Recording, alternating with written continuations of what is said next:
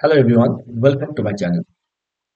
আজকের আলোচনার বিষয় suggested IDC Calcutta university IDC paper তোমাদের এটা সেমিস্টার 1, 2 এবং 3 বিভিন্ন আহ, বছরে থাকবে বিভিন্ন সেমিস্টারে রয়েছে একই সিলেবাস কিন্তু সেমিস্টার 1, 2, 3 তে আছে বিভিন্ন স্টুডেন্ট বিভিন্ন সেমিস্টারে এটা পেয়ে থাকবে।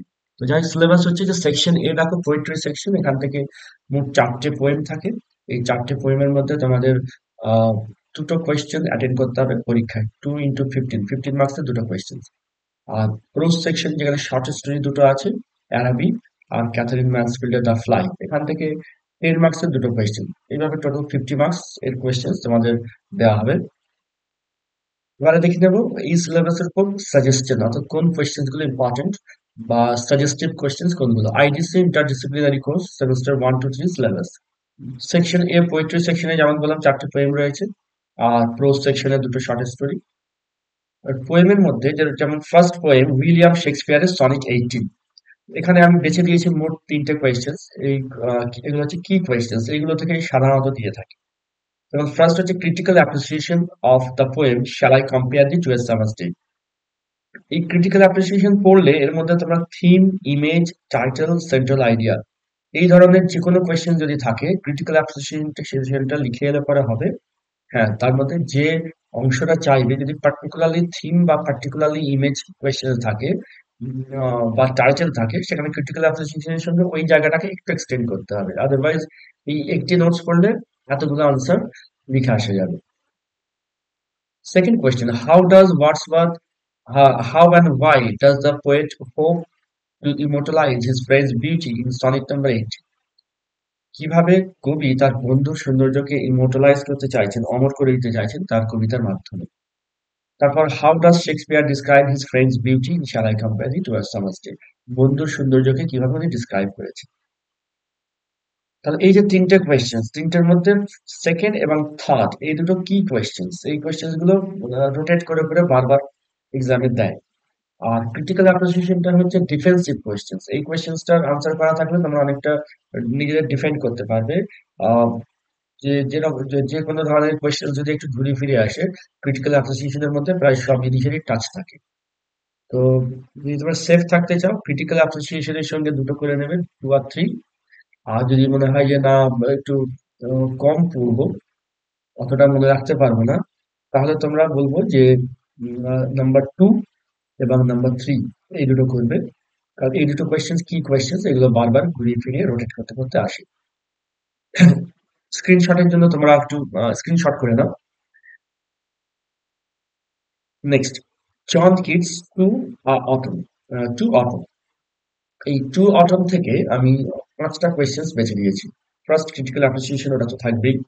তারপর describe various activities of autumn in kids poem, or how does kids combine nature, animal and the human world in his poem to autumn. Third question is discuss the image and symbol used in the poem Autumn. Autumn কবিতায় use symbol এবং image কিভাবে ব্যবহার করা হয়েছে। Consider autumn as a romantic poem. Number 5 হচ্ছে fifth question হচ্ছে examine John Keats to autumn as an ode. Total 5টা questions. Number 2, 3, 4, 5 এই 4টা হচ্ছে কি কোয়েশ্চেন্স, এগুলো ঘুরিয়ে ফিরিয়ে দেয়। তার মধ্যে যদি বলা হয় আরো বেশি ইম্পর্টেন্ট কোনটা যদি তুমি জানতে চাও, আমি বলবো নাম্বার 3 খুবই important. Discuss the image and symbol used in the poem to autumn, এটা খুবই ইম্পর্টেন্ট। আর number 2 describe various activities of autumn, এই দুটো কোয়েশ্চেন নাম্বার 2 আর 3 খুবই ইম্পর্টেন্ট। একটু তোমরা স্ক্রিনশট করে নাও। এরপর P B. Shelley to a skylark, 4টে কোয়েশ্চেন বেছে নিয়েছি।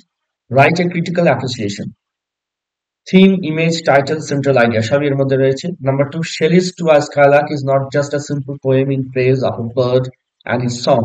Do you agree? Give reason for your answer. তারপর consider Shelley's to a skylark as a lyric, consider Shelley as a poet of nature. Number 2 R number 3 এই দুটো বেশি important. বেশি important মানে এই দুটো কোয়েশ্চেন সাধারণত রোটেট করে করে আসছে।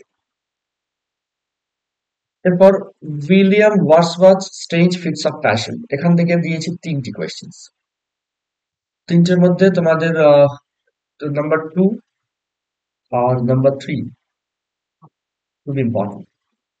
বিশেষ করে নাম্বার 3টা বলা যেতে পারে খুবই কমন কোয়েশ্চেন্স। যদি একবার পরীক্ষায় দেয়, পরের বারে হয়তো দেয় না, তারপর পরের বার আবার দিয়ে দেয়, এরকম ধরনের একটা কোয়েশ্চেন্স। নাম্বার 3টা খুব ইম্পর্টেন্ট। অন্তত তোমরা দুটো ভালো করে পড়বে, 2 আর 3, 3টা বেশি ভালো করে পড়তে হবে। এরপর James Joyce Arabic, short story থেকে, অ্যারাবি থেকে আমি দিয়েছি 3টি questions. Comment on the character of the boy in Arabic. Write a note on the theme of Arabic. Discuss Arabic as a story exploring adolescent psychology. 3টে কোয়েশ্চেনের মধ্যে তোমাদের number 1টা বেশি important প্রায় দেয়। আর এই যে অ্যাডোলসেন্ট সাইকোলজি বা describe the narrator's as adolescent experience, এই অ্যাডোলসেন্টের উপর কোয়েশ্চেন্স থাকে। তাহলে এই দুটো কোয়েশ্চেন্স ইম্পর্টেন্ট। 3টের মধ্যে যদি তোমরা একটা করতে চাও, নাম্বার 3টা করবে, আর যদি দুটো করতে চাও 1 3 করবে। 3টে করলে সেফ, দুটো করলেও চলবে 1 3। আর যদি একটি করো রিস্ক হয়ে যাবে, তো সেক্ষেত্রে তোমরা নাম্বার 3টা করবে। আর নাম্বার 1টা ক্যারেক্টার অফ দ্য বয়, এটা ইজি কোয়েশ্চেন, মানে আনসারটা খুবই ইজি। একবার অন্তত তোমরা দেখে নেবে, তাহলে তোমাদের পরীক্ষা হলে তোমাদের হাতে অপশন থাকবে। এরপর ক্যাথারিন ম্যানসফিল্ডস দ্য ফ্লাই থেকে 4টে কোয়েশ্চেন দিয়েছি। বসের character, analyse the character of the boss in Katherine ম্যানসফিল্ডের short story the fly. Analyse the character of Woodifield, এই দুটো কোয়েশ্চেন ইম্পর্টেন্ট। দুটো ক্যারেক্টারের মধ্যে একটি ক্যারেক্টার বারবার রোটেট করে করে আসে, এই দুটি ক্যারেক্টার করলে খুব সম্ভাবনা রয়েছে একটি পাওয়ার। Number 3, do you think that Mansfield's the fly is a good short story? আর number 4, comment on the significance of the fly episode, এই significant of the fly episode এটাও বেশ ইম্পর্টেন্ট। 3টে কোয়েশ্চেন তোমরা করে যাও ভালো করে, 1 3 4। আর যদি খুব ভালো করে করতে চাও, তাহলে তোমরা দেখে নেবে যে তোমাদের কলেজে গতবারের সিলেবাসে, মানে গতবারের পরীক্ষায় লাস্ট যে আইডিসি হয়েছে সেখানে ক্যারেক্টারের মধ্যে কোনটা এসেছে, যেটা এসে গেছে সেটা তোমরা বাদ দিয়ে পরেরটি নেবে, তার সঙ্গে নাম্বার 4। তা তোমরা দুটো কোয়েশ্চেন করে যাবে, নাম্বার 4টা করবে, আর 1 2 এর মধ্যে যেটা গতবারে এসে গেছে সেটা বাদ দিয়ে অন্যটা করবে। তো এই হচ্ছে সাজেশন আইডিসি পেপারে। সাজেশনে দেওয়া নোটস গুলোর আনসার তোমরা পেয়ে যাবে পিডিএফ ফর্ম, অর্থাৎ যে সাজেশন গুলো যে নাম্বারিং করা আছে ঠিক ওইভাবে পরপর নাম্বার ওয়াইজ তোমরা আনসার গুলো পেয়ে যাবে। IDC English honours compulsory English এর উপর যত আমার সাজেশন আছে, প্রত্যেক সাজেশনের আনসার গুলো পিডিএফ ফর্মে পেয়ে যাবে। হোয়াটসঅ্যাপ নাম্বার দেওয়া রয়েছে, এতে কন্ট্যাক্ট করতে পারো। ওকে, আজ এতটুকু। Thank you.